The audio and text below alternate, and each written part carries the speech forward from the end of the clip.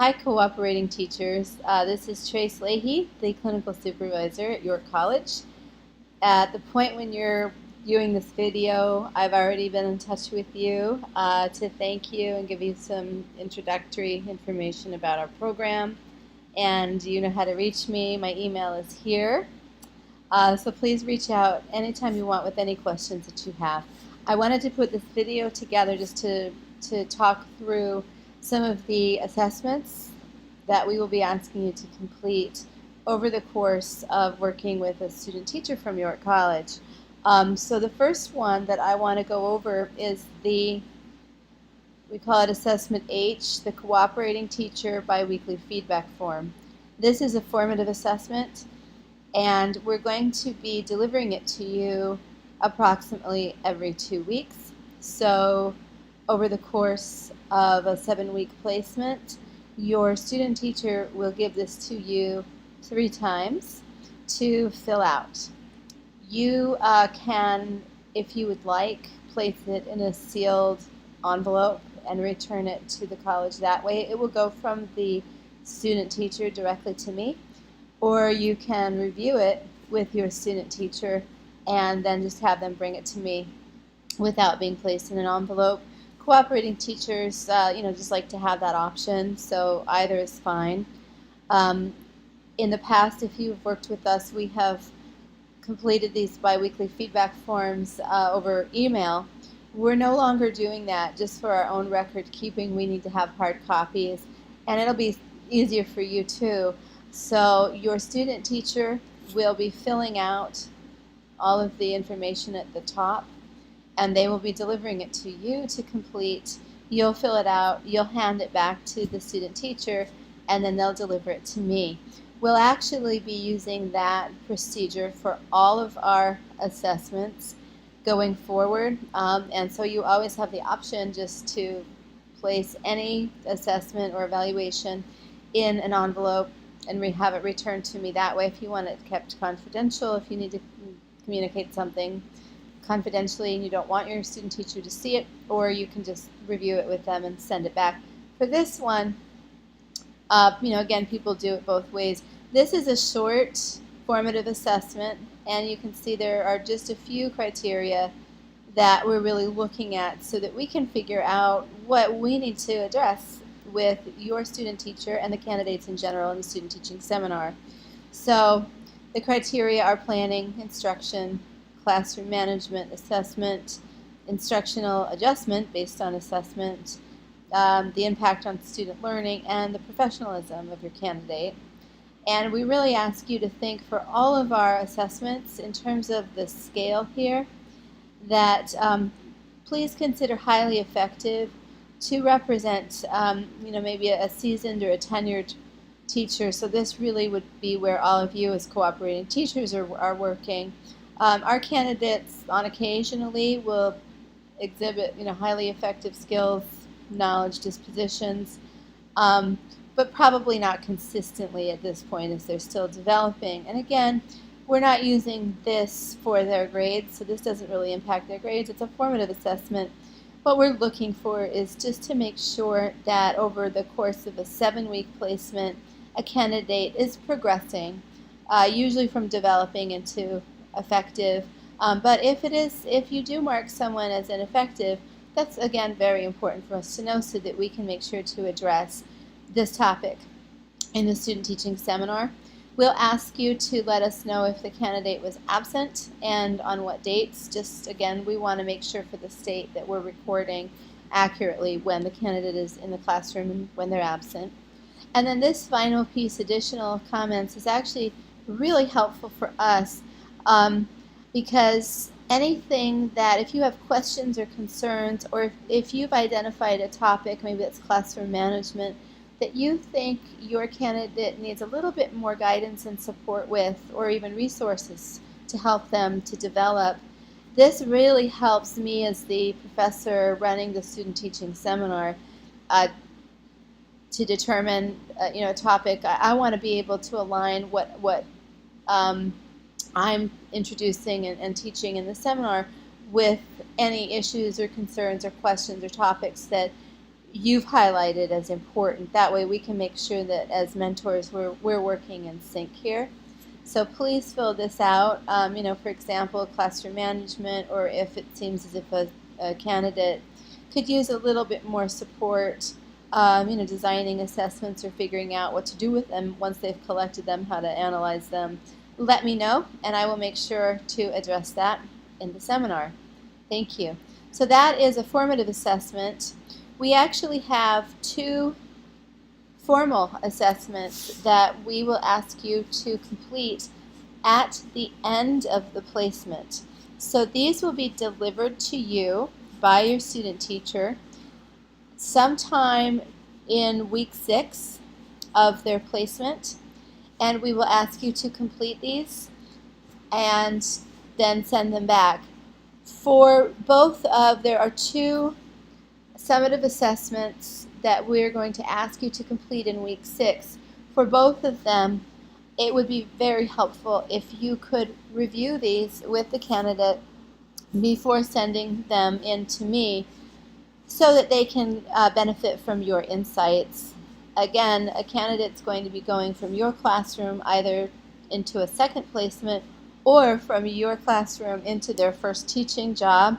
So any opportunity to go over criteria, to help them set goals, to help them identify their strengths is going to prove very useful to them.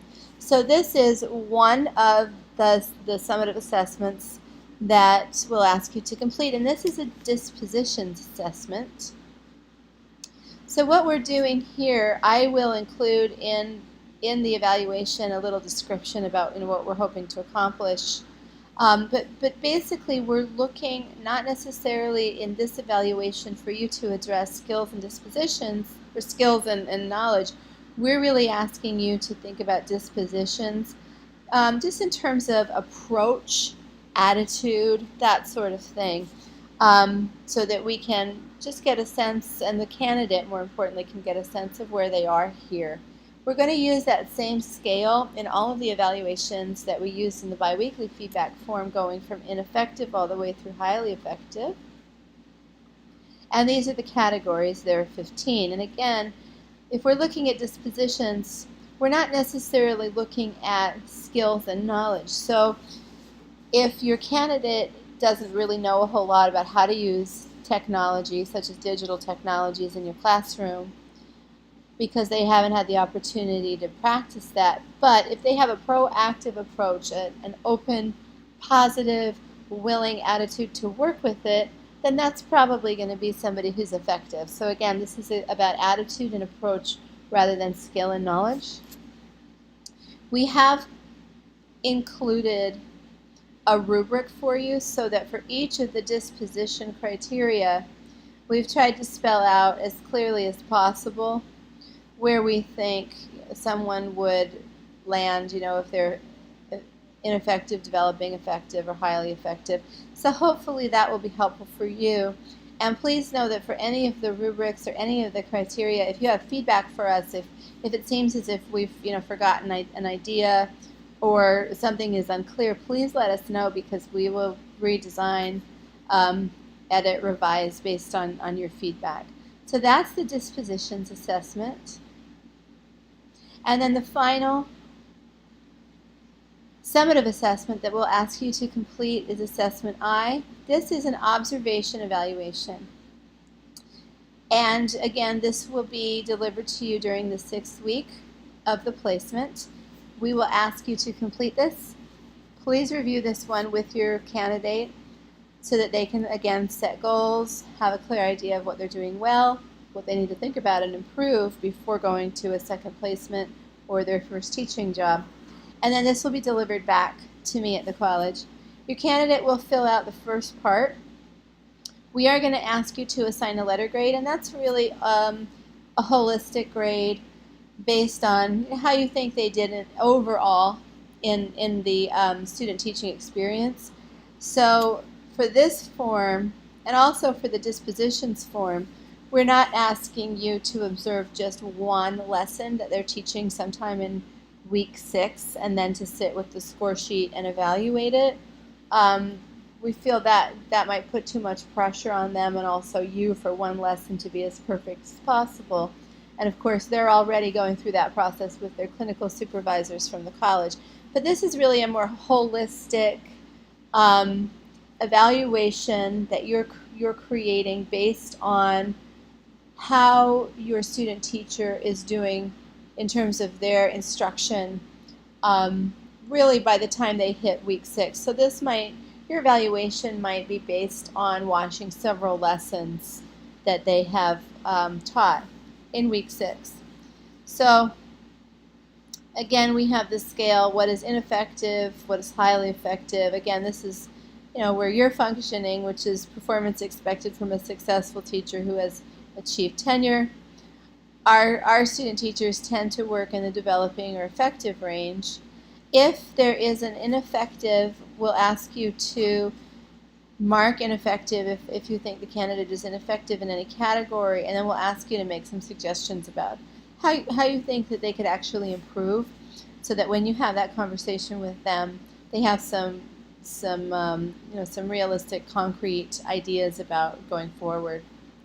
So this is the score sheet that we'll ask you to complete, and the criteria are all on the left-hand side. There are 17 criteria, and we've organized them by category: the learner and learning, content knowledge, so how much do they know about math or science, how accurate is their content knowledge, and then their pedagogy, their instructional practices, and then of course their impact on student learning. And then this is the scale from ineffective to highly effective. We'll ask you to make any comments generally that you feel you want to have on record. And then again, as I said earlier, if there is an ineffective, please make some concrete suggestions for the student teachers so that they can start to apply those. At the end of the evaluation, we've actually included a rubric where we're trying to spell out what each criteria looks like on the scale from ineffective to highly effective. And we've also, for all of our rubrics, we've aligned them with a variety of standards. That helps our candidates kind of know that there are these standards at work. But it could also be helpful for you, because you all will be coming into this with strong knowledge of the Danielson framework, for example. So that might help you sort of place the criteria that we're looking for in terms of your own understanding of the framework. And then also the New York City Department of Education, they have the principles of effective practice. There are 7 of them. So we're also trying to align these criteria with some of those principles as well. So that's it for the final evaluation. So again, there are really 3 main assessments that we'll ask you to complete. The formative assessment, which is the biweekly feedback form, and that you'll complete 3 times per placement. And then the summative assessments, which are the disposition form and this lesson evaluation, which you'll complete. They'll be delivered to you in the 6th week, so you could complete that in week 6 or even week 7. And again, all of these will be delivered to you and then sent back to me by the student teacher. So please do let me know if you have any questions or concerns or suggestions about our evaluation process. We really want to work with you so that we're working in sync together as mentors. And once again, thank you so much for your efforts. We really appreciate the service that you're doing for our candidates and the profession. Thanks.